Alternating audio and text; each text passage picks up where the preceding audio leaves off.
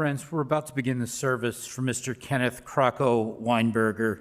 I'm going to ask you if you have a cell phone to please turn it to the off position. Officiating our service today will be Rabbi Isaac Sirota from Makom Solel, Lakeside. Thank you.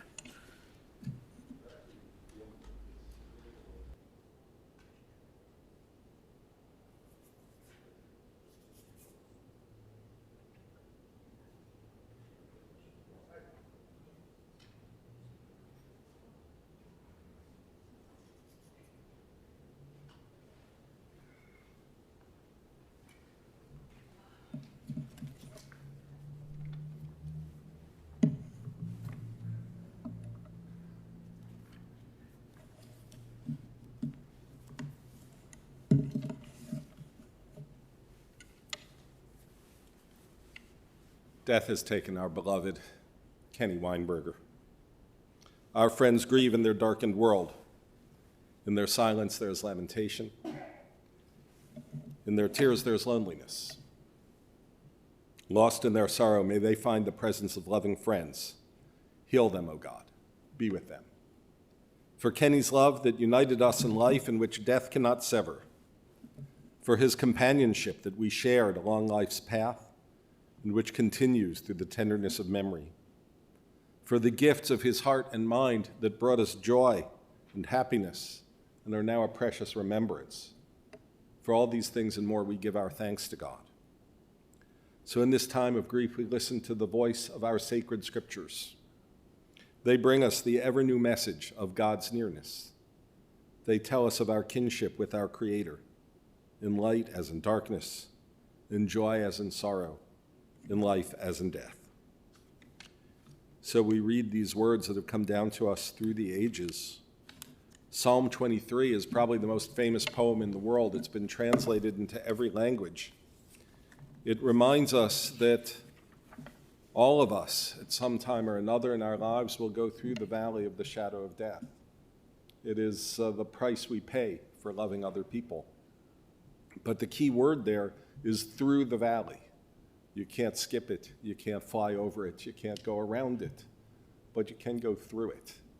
And through it means that one day there is another side through that valley, another mountain to climb, another joy to be found. And at the end, it tells us that God has made a home for us, for our souls. So when we die, we go back to God who gave us our soul and dwell in the house of the Lord forever. If you'd like, you can join me in these ancient words. They're in the brochure that you got as you arrived. We say the 23rd Psalm. The Lord is my shepherd, I shall not want. He maketh me to lie down in green pastures. He leadeth me beside the still waters. He restoreth my soul. He paths of righteousness for his name's sake. Yea, though I walk through the valley of the shadow of death, I will fear no evil, for thou art with me. Thy rod and thy staff, they comfort me. Thou preparest a table before me in the presence of mine enemies. Thou anointest my head with oil, my cup runneth over. Surely goodness and mercy shall follow me all the days of my life. I will dwell in the house of the Lord forever. We read too from the book of Ecclesiastes, very familiar portion as well, that reminds us that for everything there's a season, a time for every purpose under heaven, a time to be born and a time to die, a time to plant and a time to uproot what is planted, a time to tear down and a time to build up, a time to weep and a time to laugh, a time to grieve and a time to dance, a time to throw stones and a time to gather them, a time to embrace and a time to refrain from embracing, a time to seek and a time to lose, a time to keep and a time to discard, a time to tear and a time to sow, a time to keep silence and a time to speak. Of course, today is a time to speak, a time to remember some of the stories about Kenny. And this text tells us a time to weep and a time to laugh, and sometimes we misread that and think of them as being two separate times. You understand that sometimes it's a time to weep and laugh, right? Sometimes to speak and be quiet, right? It's a time to listen and a time to tell. And that and, as we bring them together, and as we talk about Kenny, we remember that even as someone dies, another is born. So there is never two separate times, a time to be born and a time to die. Rather, they come at one and the same time. But it's an honor to call many members of the family to speak, to say a few words in Kenny's memory. It's my honor to call on his twin sister, Gail. Thank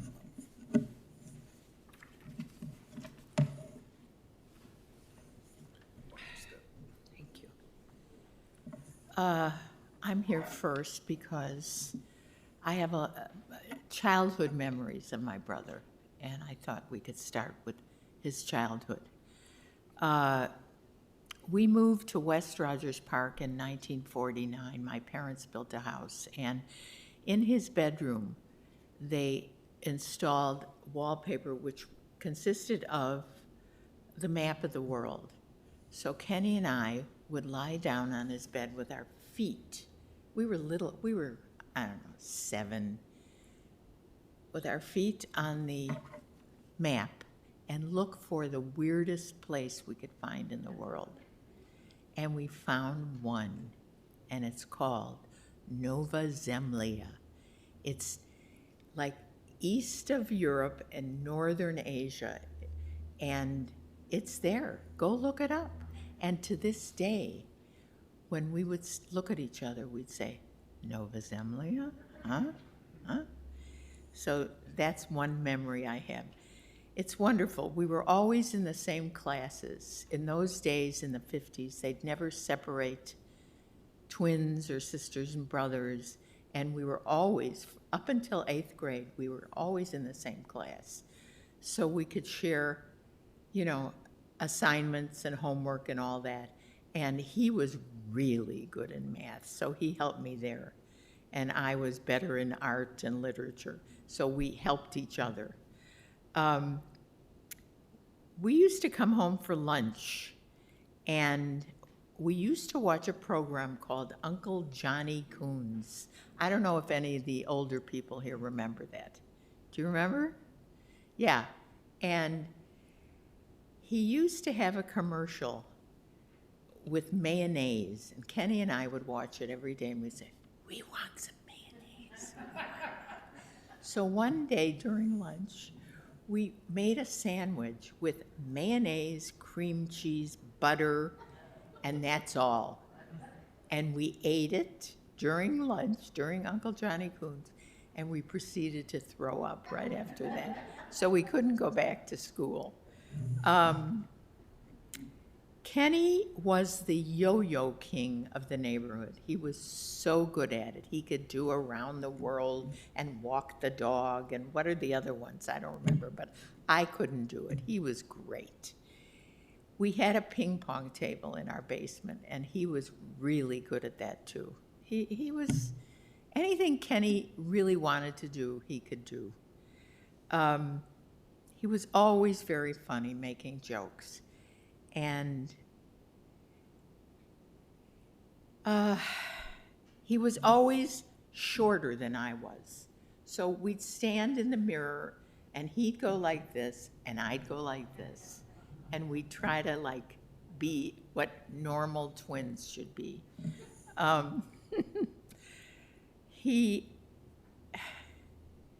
What else do I have here? One year we were older, and we thought, okay, we always celebrated Christmas Day, sorry, Rabbi, and we'd give gifts, and we thought, oh, this will be great. We'll each give each other a Monopoly set. And we thought it was so funny that our parents and Judy did not laugh. It wasn't funny. We just were laughing. I opened my gift, it was a Monopoly set. He opened his, it was a Monopoly. Oh, we thought that was great.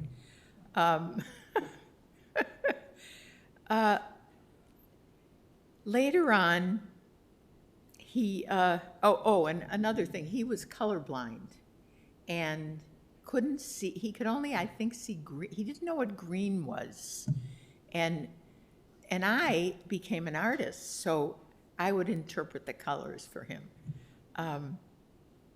Anyway, speaking of being an artist, when he was in the car business and I would go to art shows and art fairs, he would give me a van to transport all of my works to the shows. And it was so lovely. I'd go there and, fill up the van with my work. And I don't know. What else can I say here?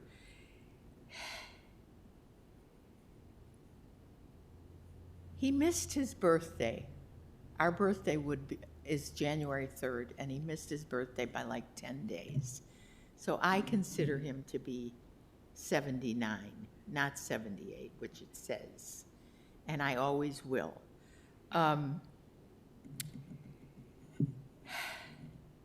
When we were born, he came first. And I watched him come into the world. And the other day I watched him go out of the world. And it's the two things I watched about him. And I loved him so much. He was a wonderful twin brother and lots of fun. He gave his children a lot of gifts. He gave them their intelligence, their talent, and their beautiful looks. They're all beautiful. And that's all. I loved him. Thank you.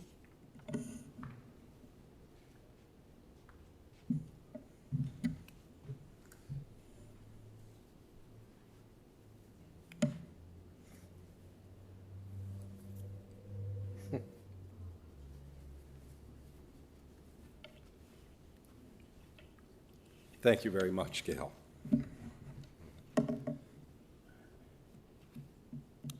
The Psalms actually say that a full life is 70, years, which is 70, or given strength 80 years. It's just on the cusp, that.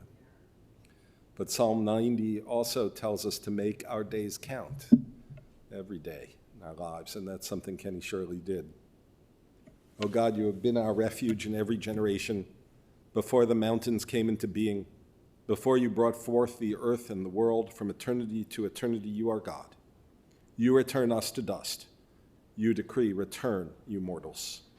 For in your sight 1,000 years are as yesterday when it is past, or as a watch in the night. You engulf us in sleep.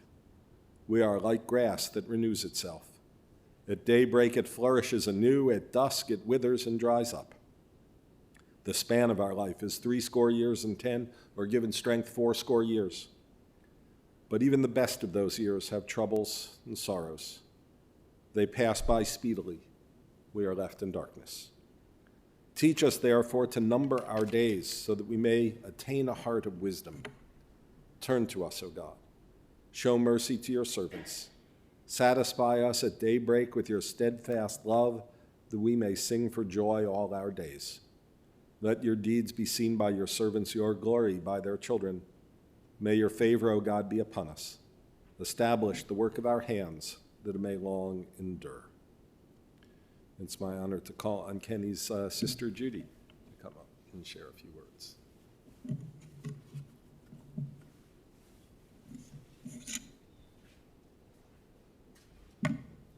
Thank you, Rabbi. Not everyone has a brother like Kenny. Gail and I were lucky. Now that he's gone, I'm not sure how to orient myself and move forward, feeling safe and all right in the world without Kenny in it. It's difficult to explain because I'm a grown-up and then some, but better, much better with him present. This sounds hyperbolic, but it's not for me. I didn't depend on him, I didn't lean on him, but he was always in my head, and that made everything okay. It's that simple. Kenneth Richard Weinberger, he got the best name of all. I would complain about my middle name, Gail would complain about her middle name, not Kenny. And why should he? His name was terrific. And so in its way was Crocko. in its way perfect. And I occasionally called him Crocko, actually, more than occasionally. And if you're curious, people here probably are not curious about the derivation of that name or the origin. But if you don't know, ask a friend. It's not quite appropriate to talk about it here, but it's really interesting, so ask. Ask if you can. Well, when Crocko was at the University of Illinois, Howard, my late husband, and I were in graduate school, of course, at the University of Illinois. And I think Kenny was happy about that initially.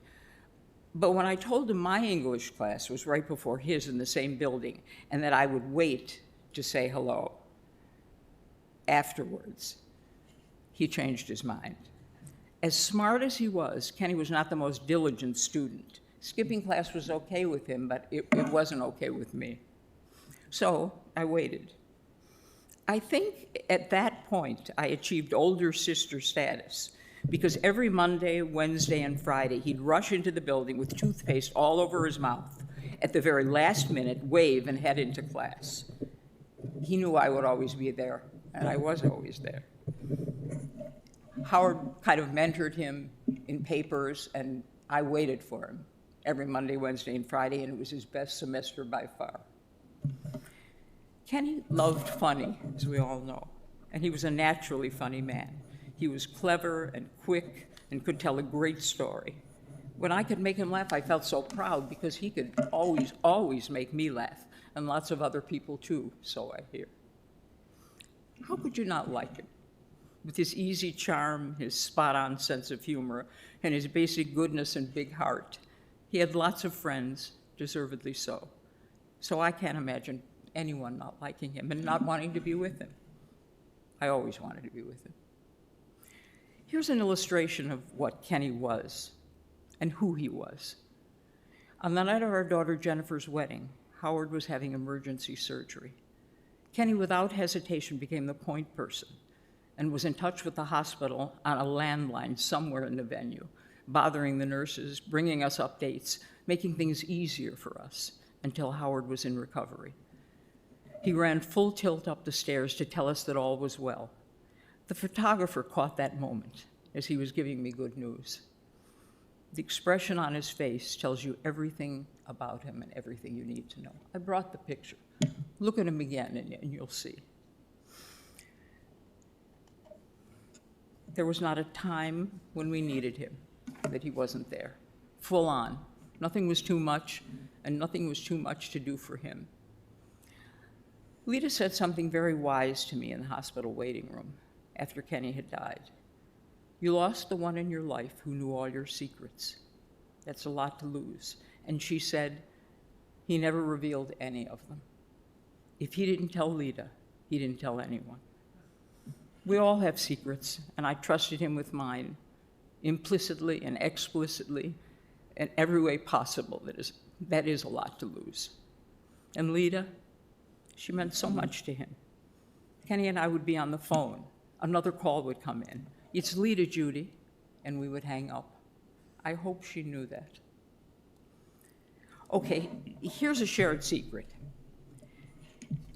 Kenny would be laughing about this. I know now, because he would know what I was going to say.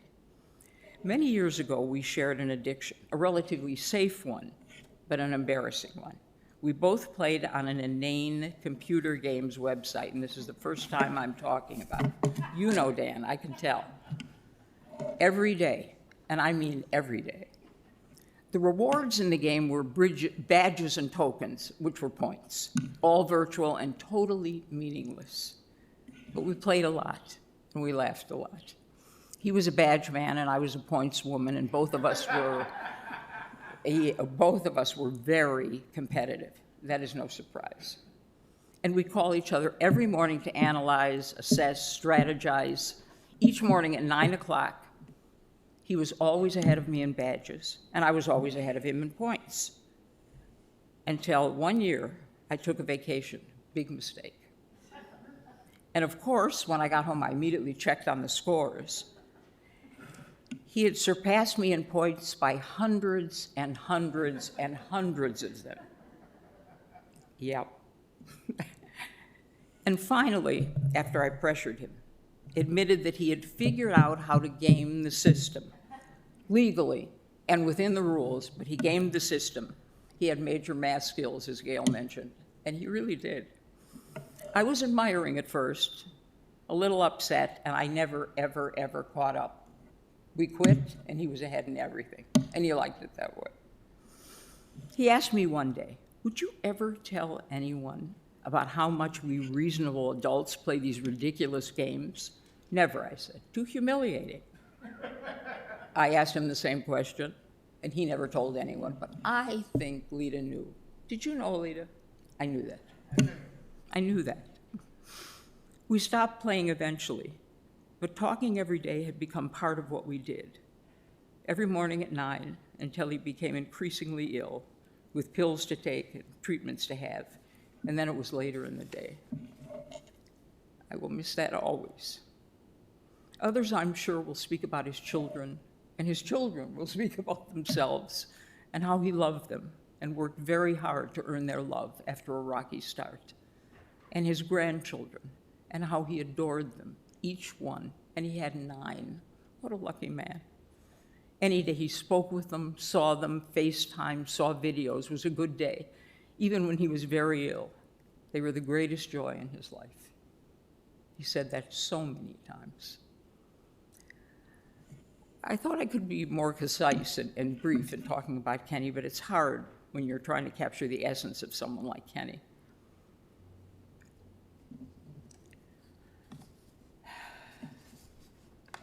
One last observation. Kenny was a yeller. He just was. I told him early on that he could do anything else. It didn't matter. I never judged him. It was okay. But please, please don't yell at me. It makes me feel so bad. Now, he obliged most of the time. And when he couldn't help himself, he apologized. But over time, I came to realize what the yelling really meant. It meant, I'm Kenny. I'm Crocko. I yell.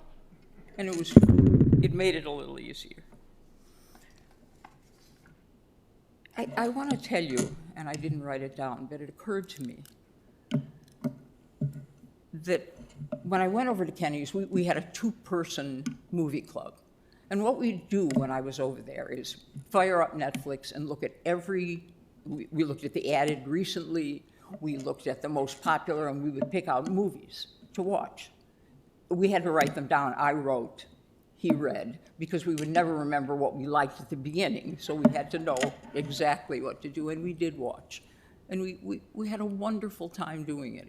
It was very bonding. We would watch movies, have lunch, and then we'd take naps. And this was on a continuing basis. How can you forget that? The last time I saw Kenny, and he was able to see me and talk to me, he was having trouble with his eyes. And he was due to have cataract surgery, but you know, when you sign up for surgery, you wait.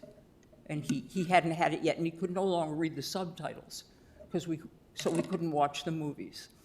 And he told me that he had very recently discovered that he loved opera. A surprise. It was a surprise to me too, but he did, and he especially loved Pavarotti. And so I went onto YouTube and found Pavarotti singing what's got to be one of the more beautiful arias from Pagliacci, Vesti la Giubba. If you know it, it's something that when you hear it, tears your heart out. Tears your heart out. It's so beautiful. And we listened silently. And I looked over at Kenny, and he had his eyes closed and his head thrown back, and he was moving his arms not to the music, but he was pretending that he was singing along with Pavarotti. And that's an image I'll carry with me for the rest of my life.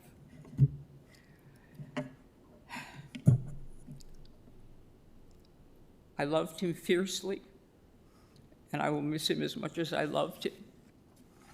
I only wish that he would call tomorrow and yell at me, and that would be just fine.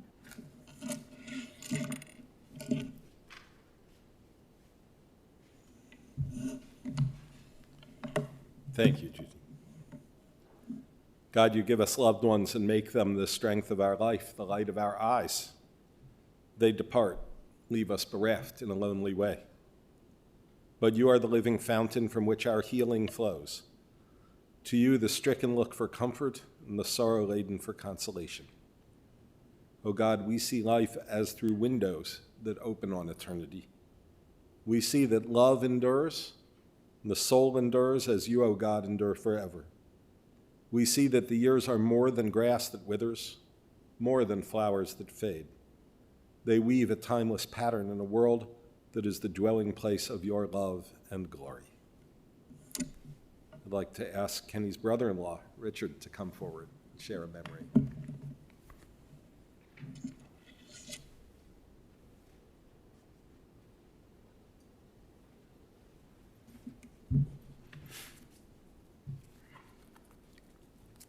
I don't know how to get this off. Years ago, Kenny told me a story about when he was at Illinois. He was in the senior year, and the word had spread that Dick Butkus had been drafted by the Bears. So Kenny, being a strong guy sometimes, and a weak, pleasant guy other times, saw Butkus in the hall, or had a class with him. Truth be told, I don't remember. But he went up to Butkus and said, "Hey, Dick, I understand the Bears drafted you." And Butkus looked at him and said, "Shut up." That is the whole story.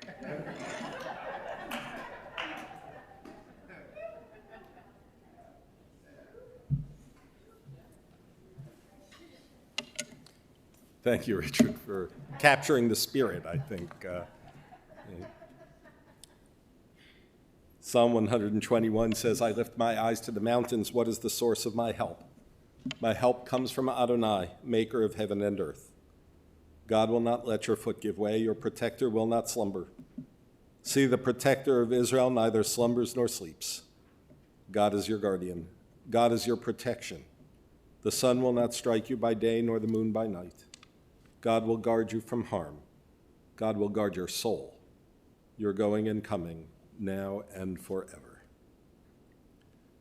I'd like to ask Leta, Kenny's steadfast companion of 15 years, to come up and share a few words.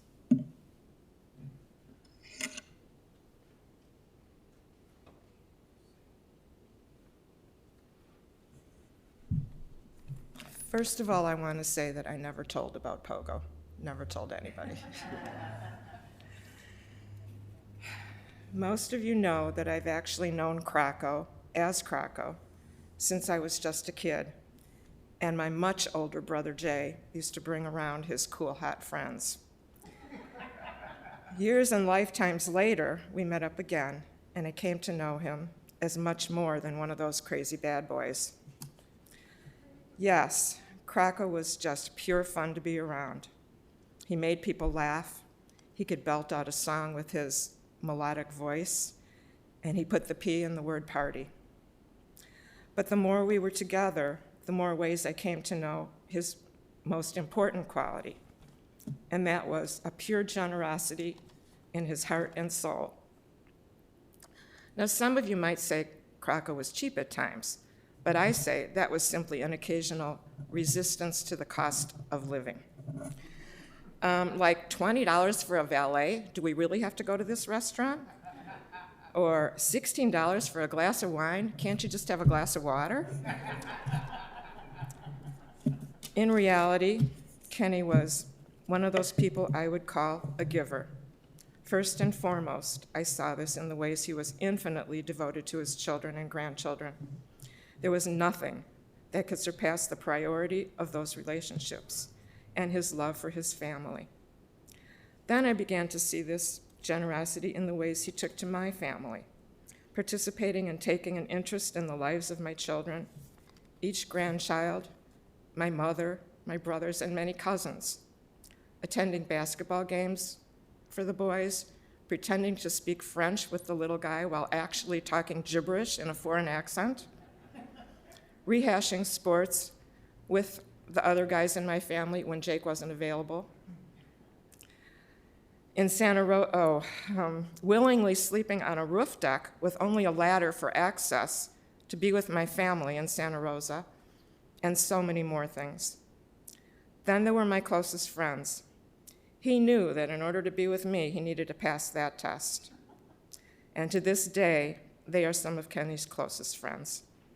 In the same way, he shared his circle of friends with me, some of who have become my close friends. As time passed, Kenny became unable to participate in the ways he so wanted to be able to do. But his true generosity of spirit continued to shine through.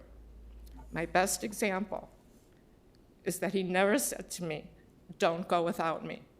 He always said, "I wish I could be there with you." Finally, I want to share how Kenny every day would thank me, sometimes several times a day, sometimes in the middle of a canasta game or a house showing.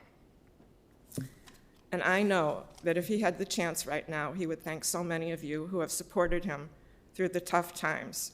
Your phone calls, visits, lunches, dinners, and love are what kept him going when the going got tough. Kenny and I both thank all of you, and I loved him dearly.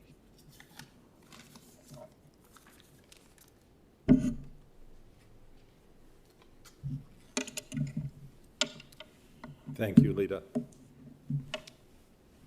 A modern poet has written that birth is a beginning and death is a destination, but life is a journey, a growing from stage to stage, from childhood to maturity and youth to age, from innocence to awareness and ignorance to knowing, from foolishness to discretion, and then perhaps to wisdom, from weakness to strength or strength to weakness and often back again, from health to sickness and back we pray to health again, from offense to forgiveness, from loneliness to love, from joy to gratitude, from pain to compassion and grief to understanding, from fear to faith. From defeat to defeat to defeat until looking backward or ahead, we see that victory lies not at some high place along the way, but in having made the journey, stage by stage, a sacred pilgrimage.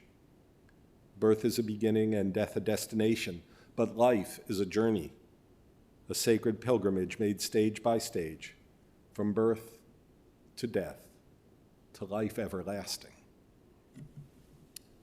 When we come to the next generation, it's an honor to ask his niece Jennifer to come up and share a few words.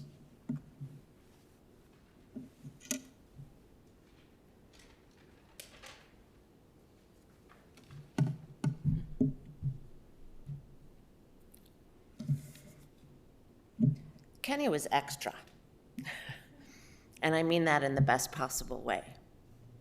We knew it right from the start, and by we, I mean his four nieces, me, Allison, Liza, and Emily. We used to play together a lot back in the day, which always felt like a treat. But the times that stood out were when our parents told us that Uncle Kenny was coming too. As soon as we heard the knock at the door, we would squeal and run to greet him, never knowing which Uncle Kenny we were going to get. Long-haired Kenny, big beard Kenny, both. But no matter what, it was always fun Kenny. He was unpredictable and playful and silly, and we loved it, and we loved him. Despite the fact that the playdates waned, and the times in between seeing Kenny grew longer, the moments of reconnection remained extra. No matter what the circumstance, a family holiday, a birthday, a random night out for dinner at Gemini, I could always count on Kenny being a total wise ass. And he could always count on me giving it right back to him. There were few things I enjoyed more than making him laugh, and I know everyone in this room knows that feeling, as Mom mentioned, and that very, very distinct laugh, sort of gravelly, and I can hear it in my head, and I will not try and repeat it, but it was so contagious. But it must be said that the extra in Kenny wasn't only evident in his playful side. His heart, his capacity for love and loyalty was just as extra. There are so many times in my life when I felt lost and overwhelmed, and I can assure you that Kenny showed up to walk me through so many of them. From the mundane to the tragic, he just showed up. When it was time for me to purchase a car, there he was, sparing me the nightmarish details and hours of negotiations that I have now come to learn are part of purchasing a car. I got to show up in his massive office, fit for a king, and hang out until the right car and the right price was presented to me.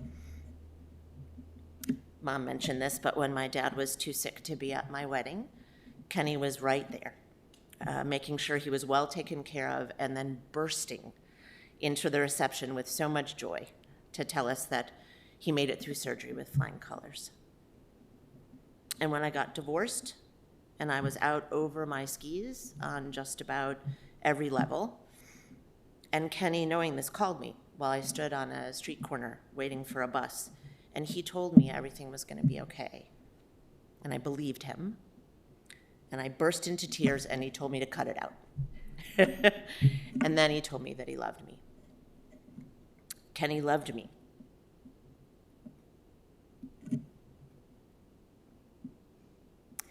And I loved him right back, fiercely and simply, and always with a bit of something extra.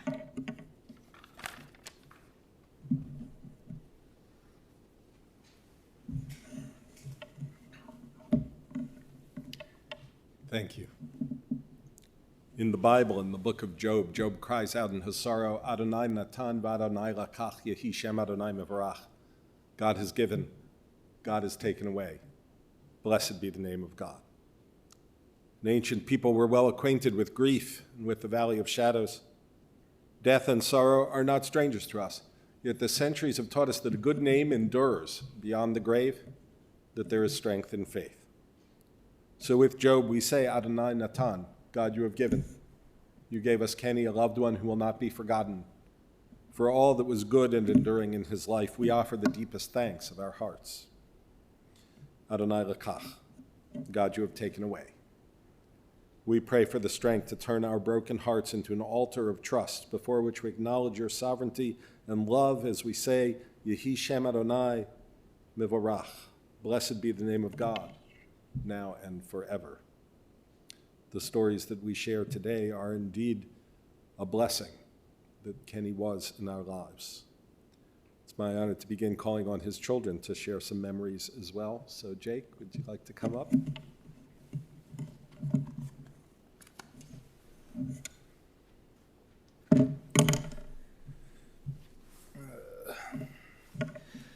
The Falcon, the Man of Peace, Crocko, Kenny, Dad, Papa, although Papa didn't stick in our house, I always felt weird calling him Papa. Grandpa Kenny to my kids. Cubs, Bears, Bulls. Jordan-era Bulls, he did not care afterwards. He hated Matt Nagy. And that matters to say. To his friends who were fans with him, he hated him. And it was time for him to go.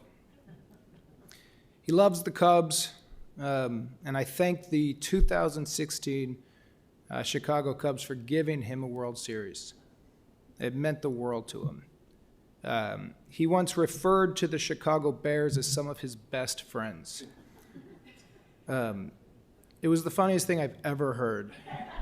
He said, I view the Bears as some of my best friends that I only get to see for 17 weeks a year for 3 hours. That's the weirdest way to think of a football team. Diet Cokes. The guy drank so many Diet Cokes. When I got to know him, it was the weirdest thing I'd ever seen. Ice cream sandwiches. He would eat an entire carton of ice cream sandwiches and then act blameless as if he had no control over himself. I would say, where are the sandwiches? And he would say, they're all gone. And I would say, you had 12 ice cream sandwiches. And he would go, what would you like me to do? Computer games, we knew that about him too. We didn't know about your addiction, but we knew about his.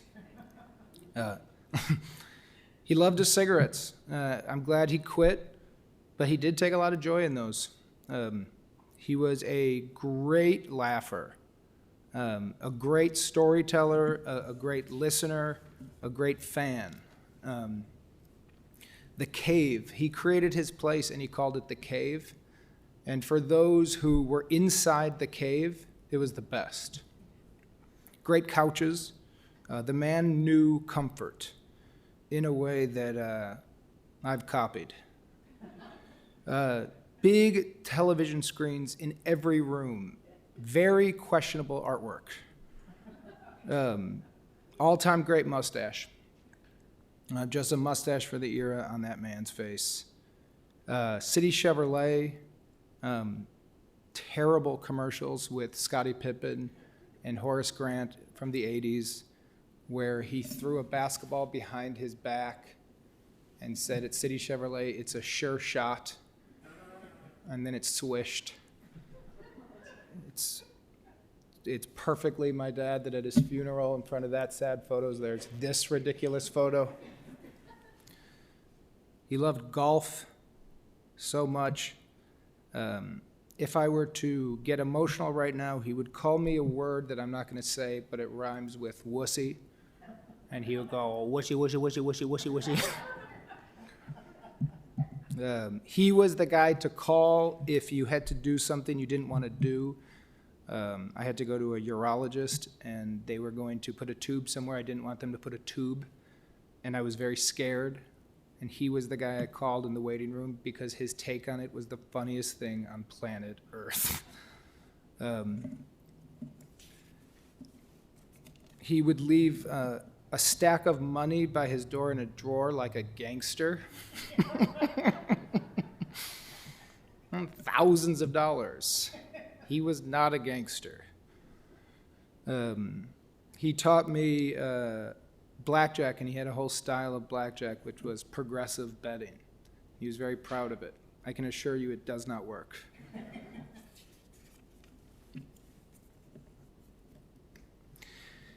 Before he died years ago, he asked me to scatter his ashes at Wrigley Field on the batter's box. When you were talking about him doing this to the song, he was a great pretender, and he could really deeply pretend. And he wants me to put him on right next to home plate on the right side as if he was hitting. And we're going to do that for him. It's going to happen. So he will be at Wrigley forever as a right-handed hitter.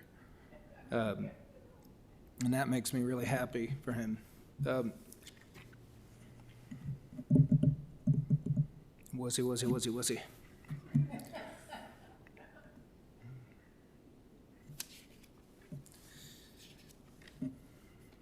All right, I guess I gotta wrap it up. We became great friends, and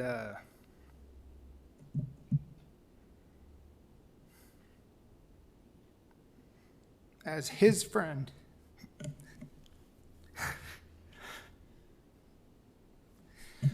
I'm happy that his suffering's over.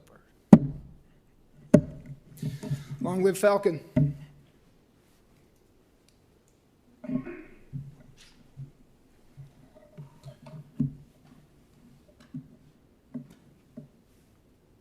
Thank you very much for sharing those memories, and perhaps Kenny would be glad that Nagy's days aren't going to be much longer than his in Chicago. I'd like to ask Rachel to come up and share a few words.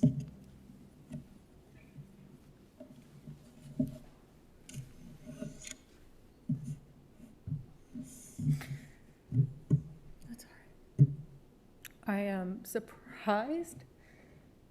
We've known that my dad was dying for a long time.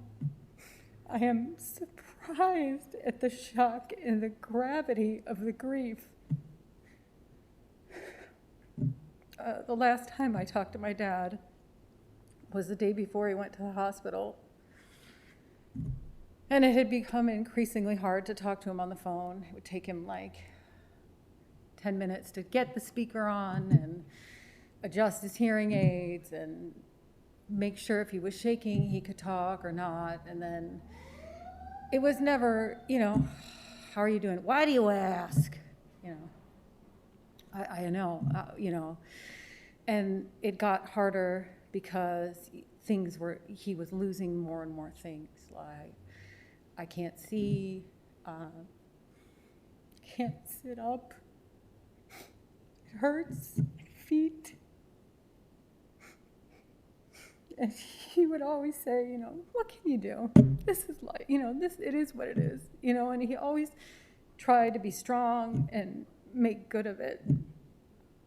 The last time we talked, he was, I said, how are you doing? Real bad, I'm real weak.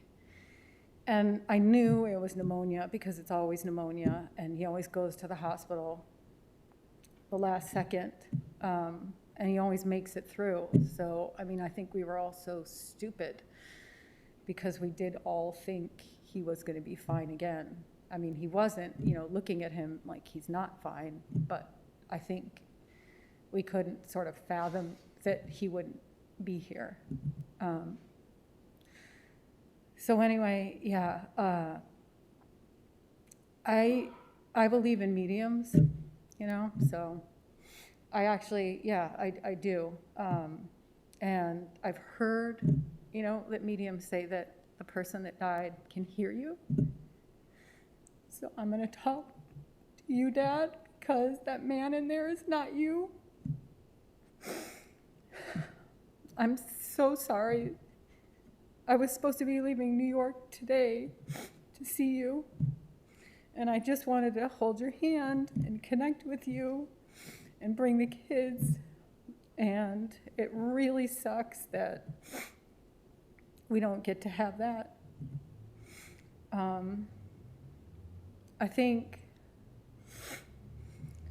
when the kids and I would call you on FaceTime, no matter what, we had this saying, because we call other people too sometimes, and, sometimes people answer, sometimes they don't, but we have this saying at home that Papa always picks up, and if he doesn't pick up, call right back, so when we call Papa, he's going to be there, and he always is. You taught me through our relationship, patience and perseverance and consistency and unconditional love. And I promise you that I will emulate that and give that to my children. I feel like we can all sort of make small differences in the world. And they might not remember Kenny Weinberger, not my kid, my kids, whoever. But I know that patience and perseverance and unconditional love will be passed down from you. That was yours through the generations of our family. And I think that is more important than anything else in the world. And that was from you. I will miss calling you when somebody's trying to help me financially, because I know your advice was always spot on. I don't know how to be in a world without you. It feels like things have shifted in such dramatic ways.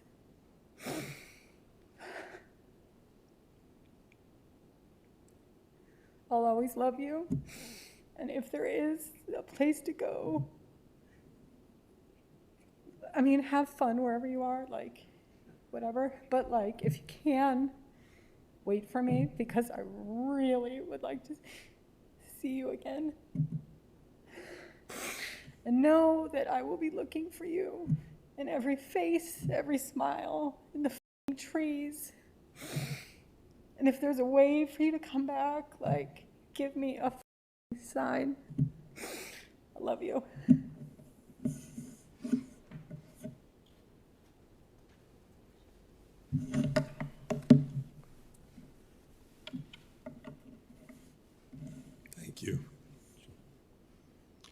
In the rising of the sun and in its going down, we remember him. In the blowing of the wind and in the chill of winter, we remember him. In the opening of buds and in the rebirth of spring, we remember him. In the rustling of leaves and in the beauty of autumn, we remember him. In the beginning of the year and when it ends, we remember him. When we are weary and in need of strength, we remember him. When we are lost and sick at heart, we remember him. When we have joys we yearn to share, we remember him. So long as we live, he too shall live, for he is now a part of us as we remember him. Dan, would you like to come up?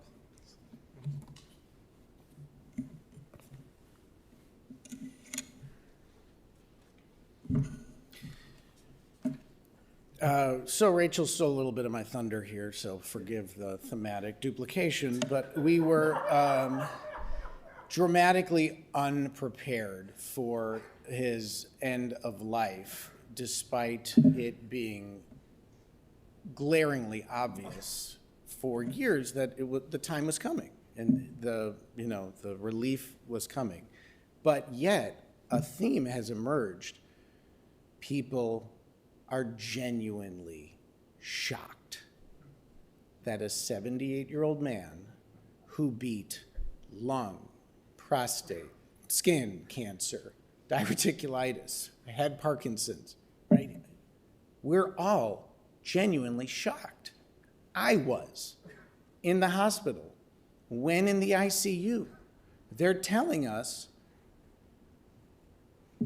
and I was convinced, well, yeah, sure he's coming home. And that's not rational. So why is that? I think it's because his presence was enormous. He was such a larger than life man. He was enormous. His character was overflowing, and there was a real permanence about him where we're all genuinely surprised that he's passed on, despite all of us hoping that he gets the relief in the last few years that he deserves and is entitled to. I don't think most people are like that. I don't think most people in his condition, people are shocked that he passes. And he was also a blast. He was a party. 25 years of sobriety and a party. Right?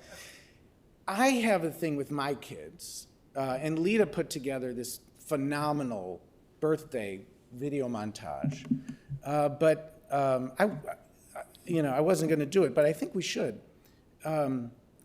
He has a song, his favorite song, and we're all going to sing it together. All right? Because I actually force my kids to sing it to me as a way to get me to stop tickling them or having fun. Right? But it captures them. I mean, who creates a song about himself? Right? Not many. But if you'll sing with me. Kenny is great. He's a wonderful guy. He's smart. He's handsome. He's amazing. He's the best at everything. He's just fascinating. For years, right? I now make my children sing that Daddy is great. He's a wonderful guy. He's smart, he's handsome, he's amazing. He's the best at everything. He's just fascinating. Right? He's a blast. Just a ton of fun. And we, Jake, Rachel, and I look at these pictures of him and so most of his friends. So I kind of got a lot of messages from his friends. I loved him. I'm not alone.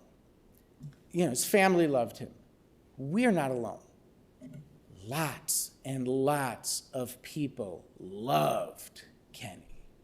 Lots of them loved Crocko, the Croc. lots of people. And the pictures of him before we emerged on the scene are unbelievably, they look like a blast. Like you just look at him with a cowboy hat and wearing a blanket and a hot tub, right? And chocolate cake, right? He had a blast. So, part of that, and life's complicated, and part of that was, he had issues. And, secrets out, right? He was, had substance abuse issues, significant. And we grew estranged, right? So we didn't get him as children. He just wasn't, around for us. But, and I'm stealing a little from Jake, people can change. And one lesson from my dad is people can change. And so a guy who was, having a great time, but estranged from his family, serious substance abuse issues, embraced the program, became a friend of Bill W., right? And I think the secret's out, right? But I want to thank all those men that, were his rock through and transformed him, right? It's a real redemption. And he worked it, and he believed in it. And he took it seriously. And we reconciled. And we were young adults at the time. But we, as, adults, we had a great dad. He was great. And I know there's a billion people on Zoom all over mostly in Florida, right? But, all these friends that are sending messages, thank you. And that circle that he loved you guys. And to us, it was sort of like this Greek chorus of anonymous people that knew everything about us, right? And there's sort of these people that were influential in his life. At first, we didn't like it, but we came to see it was a demonstration of love, that he really sort of shared his life and what was important to him, and you helped him in a real way, which is why I think you still love him. And it was important. And I thank you on behalf of Rachel and Jake, because absent that, we would have been having this service at 58 instead of 78, but we got the chance to have our dad. So thank you.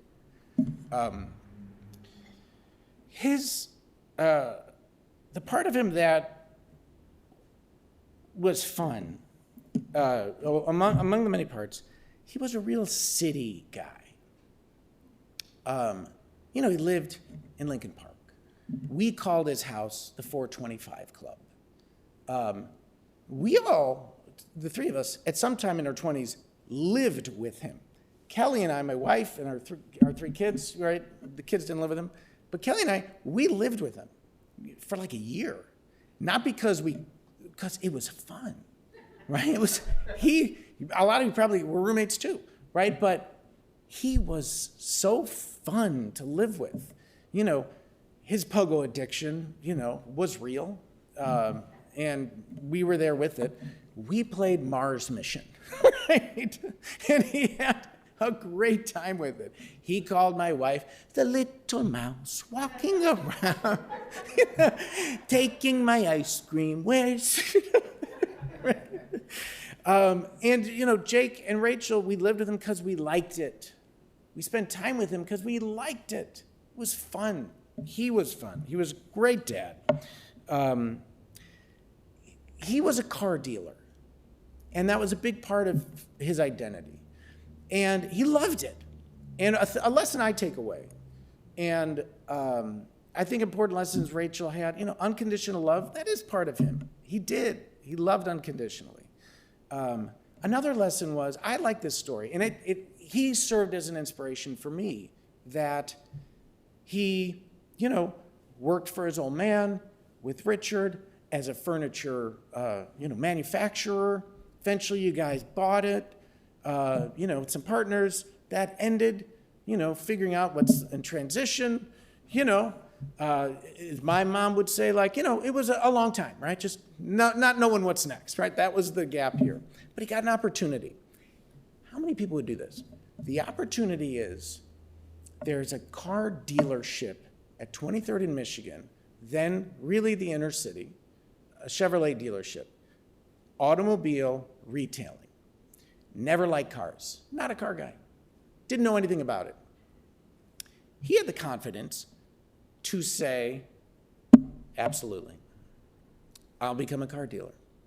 And he liked to say, like, I don't like the stock market. I like to bet on myself, right? There's a confidence there.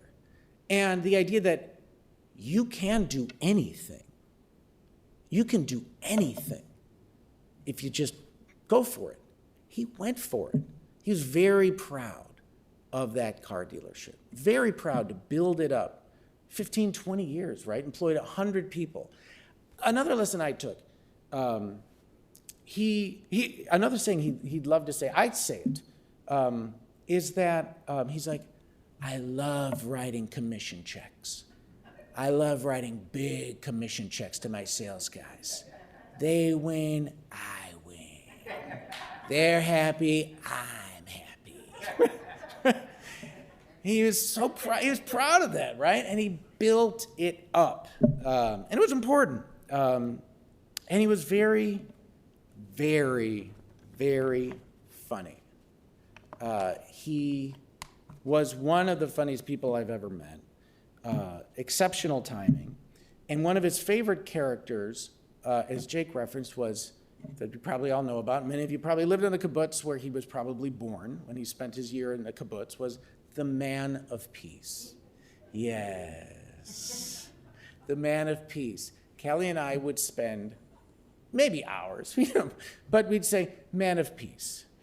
What are we to do with dinner tonight? Yes, wonderful question. Dinner tonight shall be what you desire. Yes. So his death was, honest to God, like the man of peace. He was, worried about it. And I spoke with Dr. Tater this morning, his physician of 10 years who saved his life half a dozen times, who said not many people endured what he endured. There were many times, bladder cancer, that, those are fatal. But for everyone that knew, his last couple of years he suffered. He didn't like it. He didn't want people to know. He didn't want that to be how we remembered him. He endured. But it's important, I think, it brought me a lot of peace. And folks can attest, no tremors, nothing. Absolute calm. We were gonna likely miss it. God bless Carmela. Thank you, Cherry, Carmela and Raphael, who took amazing care of him for the last year, 6 months or a year, amazing care. We were convinced, he's got to rest, he'll be fine. And Carmela's, the blood pressure's dropping. But that was it. There was no pain, none. And there were no beeping, there was no lights. It was so calm. It was just the way he wanted it, which, it's like he could negotiate anything, right? He negotiated the perfectly calm passing. A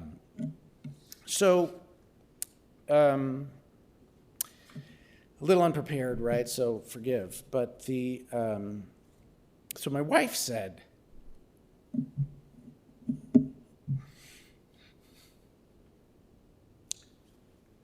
she's more in touch than I am, right? But there's a saying Maya Angelou said, which captures what she was saying. And I'll butcher it, but it was, people will, something like, I've learned over the years that people will forget what you said, or people will forget what you think, but they'll never forget how you made them feel. And he made you feel great. He made you feel up, right? He was exuberant. Quick digression. So I'm going to give you a little earworm, and hopefully it sticks. It sticks with me. So he'd, drive to City Chevrolet and drive to Kennedy and drive underneath the, expressway where it's sort of like a bridge, tunnel. And there are the lights up ahead on top of it. And whenever he would drive that expressway, he would say, popcorn. And he'd say, why are you doing that, Dad? Saying, Rachel asked me to say popcorn, so I say popcorn every time. Right? And I could be on the phone at that time, a brick, phone that large, and talking, to Joe or anyone at the city, and saying like, tell me another one. Tell me how great you've been selling, because he always was up. And he'd say, tell me how it went, popcorn. And it's a sort of a way of just sort of honoring, Rachel and honoring your child. And so I just like you to sort of remember, whenever you see lights up ahead when you're driving, just sort of think popcorn, right? It's sort of nice, fun, random, exuberant, fun-loving thing that he would do. So back to where I was trying to get. So why did we all love Dad so much? He liked to make people feel good. He liked to do it. He was good at it, but he also tried. He liked to feel good, right? Maybe too good, back in the 80s, but like he liked to feel good. He liked making people feel good. He would talk about being happy, and he'd say, I got him smiling, I got him laughing. That was a success when he made people feel good. And I remember, feeling good. I think it made him a good salesman. I remember he would say when he wanted to close, and he'd tell someone, if no one else could close, he would come in as the closer, and he'd say, I am the president of this company. Tell me how I can earn your business today. Because he wanted to make them feel as important as they were. He wanted them to feel good and important, and at home and welcome. He felt when we would introduce anyone to him, this is my dad, Mr. Weinberger. Hey, call me Kenny. Always, right? To make me feel welcome and good. It's important. At ease. That made him a great friend to so many of you out there. Oh, yes. So that is why in May we will convene. Today, 2 days ago, but in May, this will be a chance for everyone to share your stories. You don't know where, don't know when, probably a country club, something fun, easy, a kind of party he would like, that you would all like. So details will be figured out sometime by Valentine's Day, but May, somewhere in Chicago. And another theme, people will say, oh, I got stories of Kenny. Can't tell them, right? But I've got stories, right? And that's, so that will happen in May. So everyone can enjoy that. But as a dad, how he made his kids feel is loved, supported. He was, the executive producer in many ways of all of our dreams. Right? Whatever we wanted to create, he was there to support it and to make it happen. He believed in our visions wholeheartedly, unabashedly, and the confidence that he brought us allowed us to go in whatever direction we wanted to go. And that liberation and that feeling of somebody being your backup, essentially your full executive producer of your dreams, that's a gift. It's a real gift. And he gave that to us. and it continues. He was, he was one of my biggest fans. And I know Jake feels he is one of Jake's biggest fans, and Rachel feels he is one of her biggest fans. And that's precious. That's important. And that's a lesson that I take, that we're our children's biggest fans. Like Rachel said, we're trying to pass that on. And that's part of the legacy. So there's a Jewish phrase called, may his memory be a blessing. And it's lovely. And to me, his memories are visceral because he made us feel so good. And when you remember that, when I remember it, it feels good. And that's a blessing. I forgot to bring a little cup. It's supposed to bring a prop, so we'll use this. Would have been a Diet Coke for the last 25 years. But we can't help but remember him because he had such a big impact. But, may his memory be a blessing, right, to Kenny.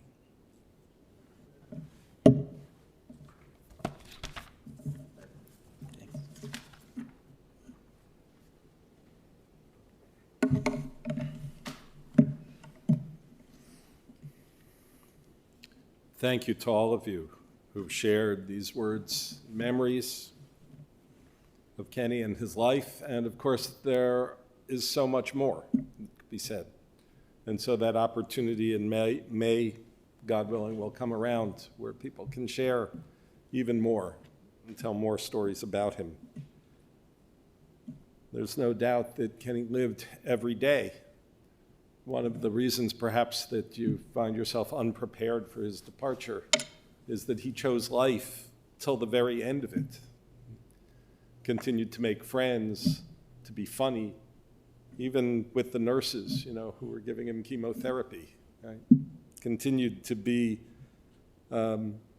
perhaps that man of peace, actually, right? Saying things like it is what it is, and what can I do about it? And just choosing to live in the face of all of those things. And the truth is that going back many years to the time when he was making those silly car commercials with Scottie Pippen, or as he became the great father of adult children that he became, he was in heaven before he died. Recently, his body had become a prison. It was keeping his soaring soul inside. So now he's free. For that we give thanks. Thanks for his life, for the lives he helped bring into the world. Generations, children and grandchildren, nieces and nephews. In some world we cannot see or touch, perhaps he's swinging a golf club and enjoying every hole.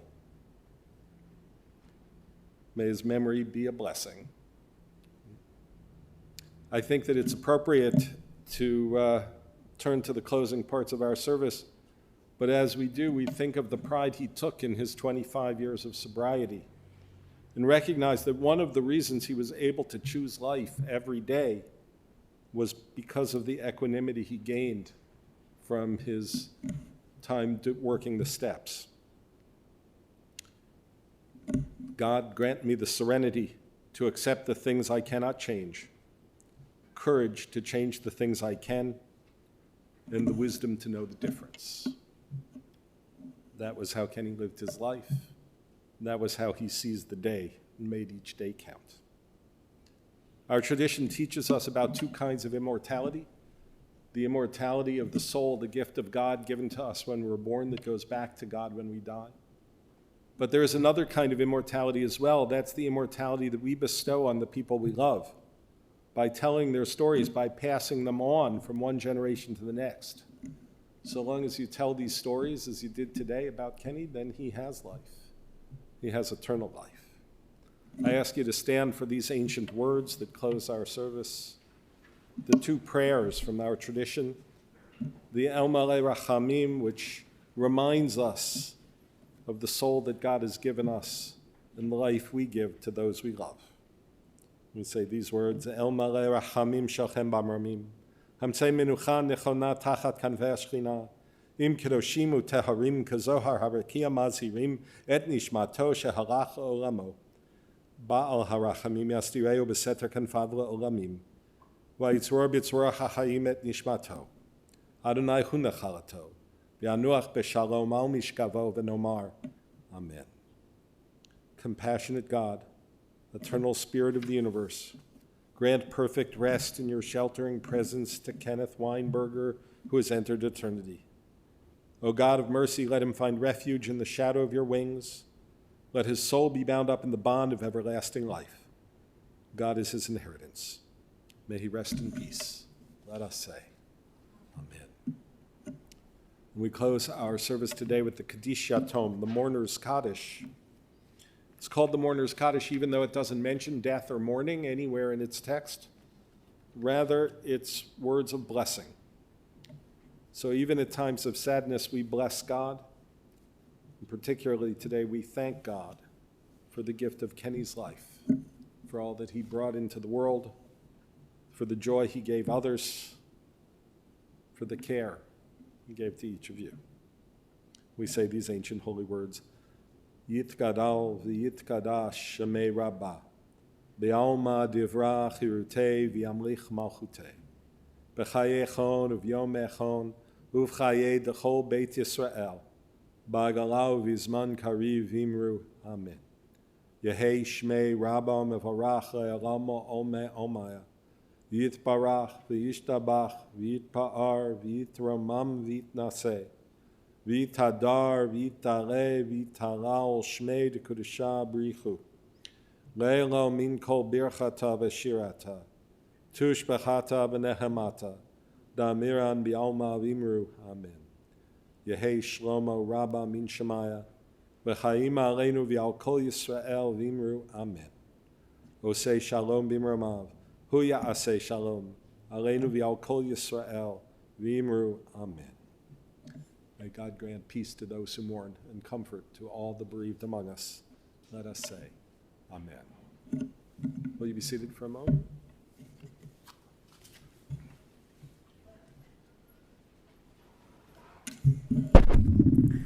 Friends, our service here is concluded. As was noted, the family intends to hold a celebration of life in May in Chicago, where friends and family can gather in person. And details will be planned in the next year.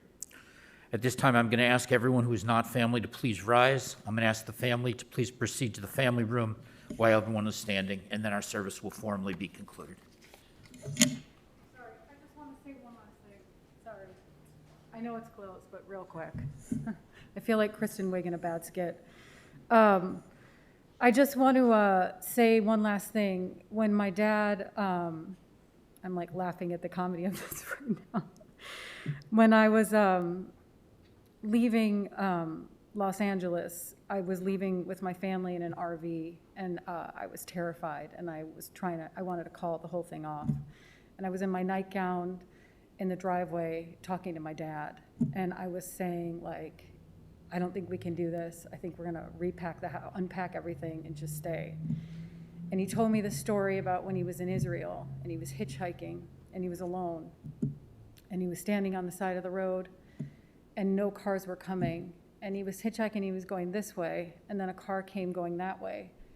And he said that he just decided to go the other way. And he said at that moment, he was the freest he ever was in his entire life.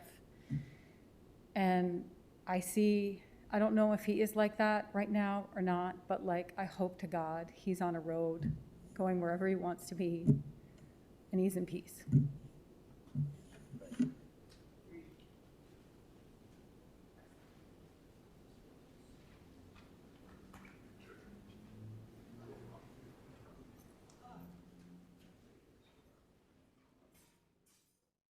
Right? Yeah, it's working. Okay, so we're taking the third take now. We erased the first, we took the second and we didn't get it, so we're doing number 3. And that's my limit. You mean if this doesn't work, we're done? Yeah. And you know what, honey? You're the greatest man in the whole wide world that I'm supposed to know. Mother, I gotta tell you something. If I don't know how to save this one now, this would be horrible. Okay, let me try to save it.